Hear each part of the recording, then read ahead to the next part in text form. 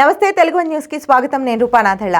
ఆంధ్రప్రదేశ్ ఎన్నికల్లో అఖండ విజయం సాధించిన తర్వాత తెలుగుదేశం పార్టీ రాష్ట్రంలో తిరుగులేని శక్తిగా మారింది. ఆ పార్టీ సభ్యత్వ నమోదు కార్యక్రమంలో రికార్డులు సృష్టించింది.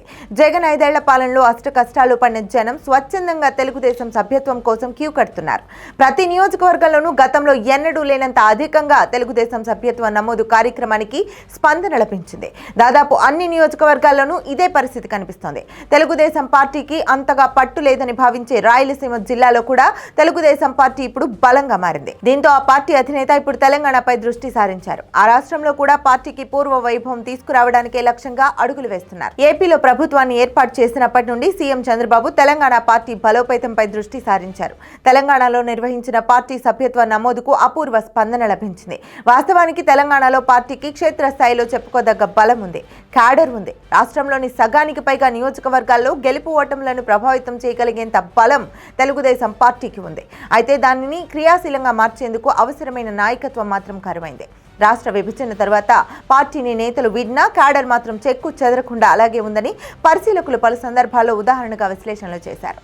గత ఏడాది డిసెంబర్లో జరిగిన తెలంగాణ అసెంబ్లీ ఎన్నికలలో కాంగ్రెస్ పార్టీ విజయంలో తెలుగుదేశం క్యాడర్ది చాలా కీలకమైన పాత్ర అని పరిశీలకుల భావన. ఇక ఇప్పుడు చంద్రబాబు తాజాగా తెలంగాణపై దృష్టి సారించడంతో ఇంతకాలం వేరే పార్టీలలో ఉన్న నేతలు ఒకరి తర్వాత ఒకరుగా తెలుగుదేశం గూటికి చేరేందుకు ఉత్సాహం చూపుతున్నారు.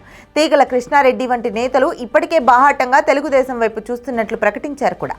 అలాగే మాజీ మంత్రి బాబు మోహన్ సైతం తెలుగుదేశం గూటికి చేరేందుకు సిద్ధమైనట్లు చెప్తున్నారు. ఇక తాజా నివేదికల ప్రకారం ఫిబ్రవరి నెలలో జరగనున్న తెలంగాణ పంచాయతీ ఎన్నికలలో తెలుగుదేశం పోటీ చేయడానికి సమాయత్తమవుతోంది.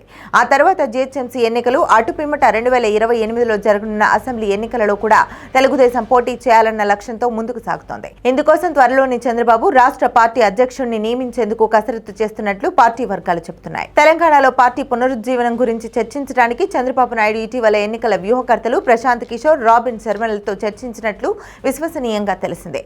తెలంగాణలో పార్టీ పరిస్థితిపై ఇటీవల చంద్రబాబు చేయించిన సర్వేలో గ్రామీణ ప్రాంతాల్లో టీడీపీ క్యాడర్ బలంగా ఉందని, అయితే క్యాడర్కు దిశానిర్దేశం చేసే నాయకత్వమే కరువైందని తేలింది.